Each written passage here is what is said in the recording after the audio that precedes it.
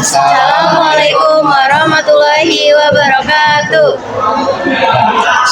Salam Om Swastiastu, Namo Buddhaya, salam kebajikan. Yang terhormat Ibu Hema Dayita M, PSI, psikolog, serta teman-teman sekalian. Perkenankan kami dari kelompok 5 kelas 1A2 untuk mempresentasikan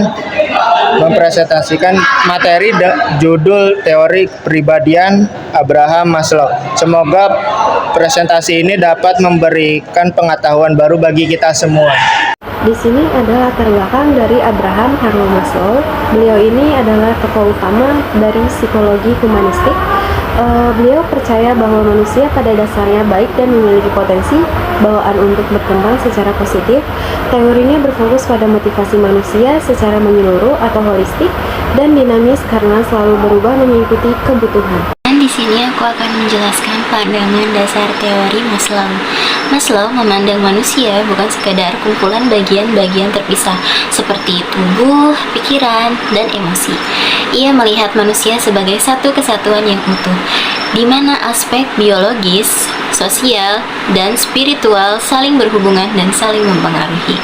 Bagi Maslow, setiap tindakan manusia lahir dari keseluruhan diri, bukan hanya karena kebutuhan fisik atau dorongan tunggal. Ia menekankan bahwa motivasi manusia bersifat menyeluruh dan dinamis, yang artinya ketika satu kebutuhan terpenuhi, akan muncul dorongan baru yang membawa individu menuju pertumbuhan yang lebih tinggi. Dengan cara pandang ini, Maslow ingin menunjukkan bahwa manusia memiliki potensi alami untuk berkembang, bukan hanya untuk bertahan hidup, tetapi untuk menjadi versi terbaik dari dirinya. Selanjutnya ada hierarchy of needs atau hierarki kebutuhan. Di sini ada 5 tingkat kebutuhan utama, yaitu pertama ada fisiologis, kebutuhan dasar, contohnya ada makan, minum, tidur, dan seks. Yang kedua ada keamanan atau safety. Dia ini perlindungan, kestabilan, dan keteraturan. Yang ketiga ini ada cinta dan rasa memiliki. Contoh dari cinta itu misalnya cinta kasih sayang dari orang tuanya sehingga anak tersebut ini memiliki rasa aman. Kalau rasa memiliki ini contohnya kayak kebutuhan untuk merasa ditemani dan menjadi bagian dari kelompok sosial seperti keluarga, komunitas, dan organisasi. Yang keempat ada harga diri. Contoh dari harga diri ini ada kebutuhan untuk merasa dihargai dan diakui oleh orang lain seperti pengakuan atas prestasinya atau kemampuannya. Yang terakhir ini ada aktualisasi diri. Dia ini mencapai potensi tertinggi kreativitas dan makna hidup. Oke, selanjutnya saya akan menjelaskan sedikit mengenai nilai-nilai being atau being values dari Abraham Maslow dan juga pandangannya mengenai manusia. Menurut Maslow, seseorang baru bisa mencapai tahap self-actualizing saat dia bisa menerima nilai-nilai eksistensial dalam hidupnya. Dan nilai-nilai ini disebut being values.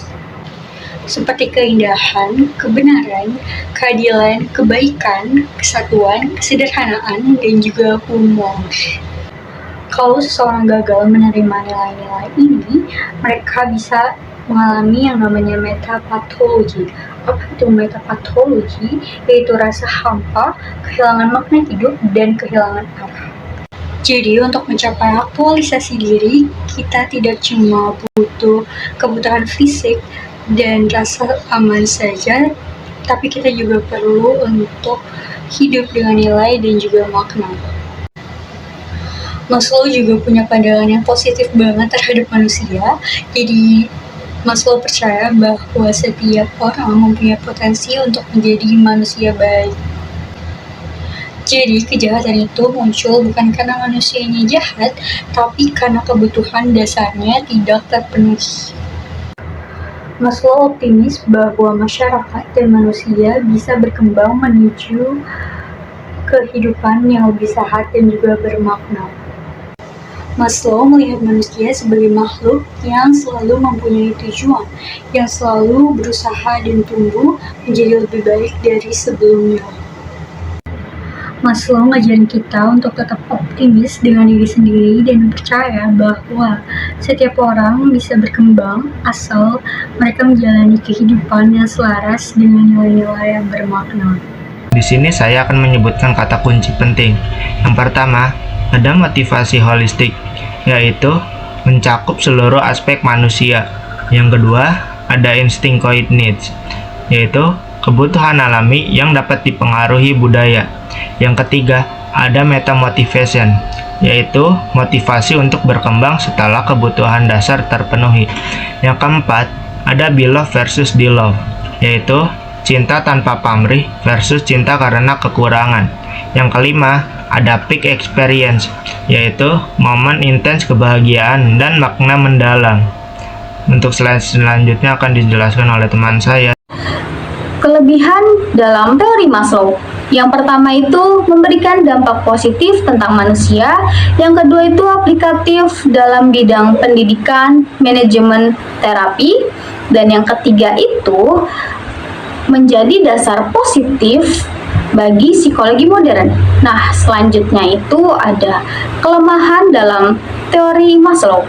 Yang pertama itu bukti empiris kurang kuat karena sulit untuk diuji secara ilmiah.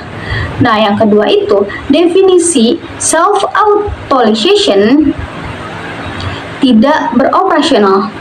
Dan yang terakhir itu cenderung subjektif dan juga idealistik.